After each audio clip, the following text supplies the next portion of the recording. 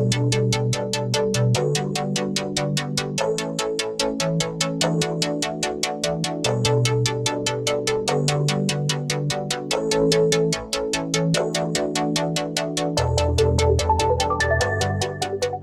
afternoon. My name is Grant McQuilkin. This is Dave Parker, and we're the founders of ICCG. We're at our offices in Allen, Texas today, and we're sitting down talking about how we help people typically sell their business, but sometimes buy a business. And we enjoy doing that, but it's a process that sometimes is very complicated by acronyms, and most business owners are not familiar with the process. And so... Very intimidating. Yeah, it is intimidating, especially because there are professionals, even in our profession, and lawyers and accountants that tend to overuse acronyms and act like they're real smart. Exactly. And so, Dave, to start us off, our client comes to us and says, hey, I think I want to sell my business, and I've heard that you're going to do something to get offers and buyers and all that kind of thing. Help me out. Okay, so this is acronym 101, okay? Yeah. It's going to be very intimidating. Let's cut through the intimidation and let's get down to what it really is, okay? So first of all, what we're going to do with you is we're going to find out everything we can about your business. We're going to go in and we're going to talk to you. We're going to get our team together. We're going to find out just everything. We got a list of questions, and because we want to know. This is a partnership. We always see this as a partnership. We're working together to get you the greatest value of a company that you've grown and deserve to sell for a good amount of money, if that's a good company. And so first thing we do is we want to put together what we call a CIM, or a CIM, which is a confidential information memorandum, is how it's known in the industry.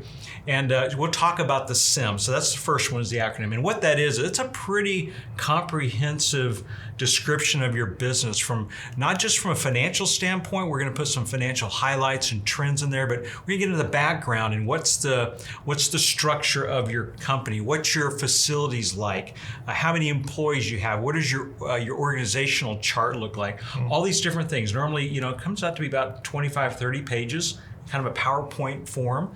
And then but the first thing we do is after we get that put together, we then put together a 1 to 2 pager that we call a teaser. Yeah. Or a white paper, as a lot of people may call it as well. And that teaser is, it's a very simple snapshot, a confidential snapshot of your business. And so we can send that out to, in our particular case, we have over 1,000 buyers in our database, that different groups of people we know that are out buying businesses right now. And we'll send it to select a few of those at first, and then we'll kind of broaden the group as time goes on. But we'll send them a teaser, which then they will then ask, if they want information, we'll then have them sign, and here's another acronym, an NDA. Right. Which is a non-disclosure agreement. And all they're doing is agreeing that, hey, we're going to look at some information. We will then send them the CIM, or the confidential information memorandum, where they can do their own homework in the business. And at that point, that's what we do to help solicit offers. Now, when we get to this point, we're going to find that there's a select number of companies that are interested. They might be looking in your particular type of business, maybe your particular price range or revenue range or EBITDA range. And so once we do that, we're gonna ask them to submit something which we call an IOI. And I'll let you take it from there. And IOIs we do a lot more IOIs than we used to do. Yeah. Right? So explain that. Your more sophisticated buyer, your high-end PE groups, they always like to give a little bit of put a toe in the water. That's what an IOI is, right? An indication of interest. Right. So bear in mind, the buyers don't know everything about your business at this point.